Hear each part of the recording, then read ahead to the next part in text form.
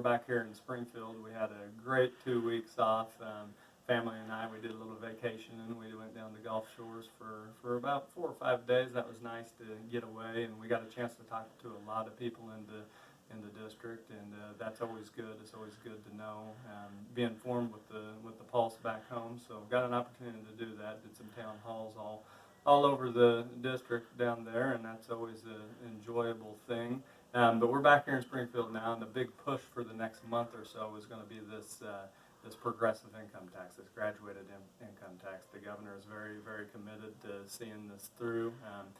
There's a pretty high bar here in the House of Representatives. They got to get, I think, 71 or 72 votes on this, and there's 74 Democrats. So there's an opportunity here on this. But I wanted to specifically address a lot of misinformation that's out there on this. They had a tax day yesterday, and they're up here in Springfield and passing out a lot of this stuff. This is being proposed as, this fair tax is the only way to address the crisis that we have in the state of Illinois, and I think that is a complete joke. We don't have a revenue problem in the state of Illinois. We have a spending problem, and until we tackle the big issues that are the cost drivers in our budget, no amount of taxation is going to fix this problem. We've got to deal with our Medicaid issues. We've got to deal with our pension issues. We're never going to be able to properly fund education and infrastructure and, legitimate safety nets and transportation, things that are important until we deal with these issues. But, you're going to hear a lot of advertising about how 97% of you are going to get either a tax decrease or your taxes aren't going to go up. Well, that's a little bit disingenuous given the fact that the tax rate are not going to be on the ballot.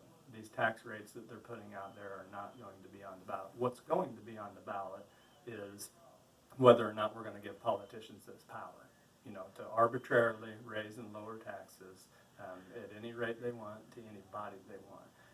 Do you trust Springfield politicians? Do you trust J.B. Pritzker, a guy who's cheating on his own taxes? He's under federal investigation for cheating on his own property taxes. Do you trust somebody like that to have the power just by a majority vote to raise or lower your taxes? That's what this comes down to. Do you trust Springfield politicians? That's what if this does get through the House and get through the Senate, that's what you're going to be voting on the ballot. Do you trust them to have this power to do that? Because look at our situation. We're $250 billion in debt. We've got, a $3 billion hole in the budget right now, and we're not doing anything to address those problems. What's the chances that in 1 year or 2 years they're not going to come back? The legislature, the governor is not going to come back and say, hey, we are in a legitimate fiscal crisis here. Look at this debt.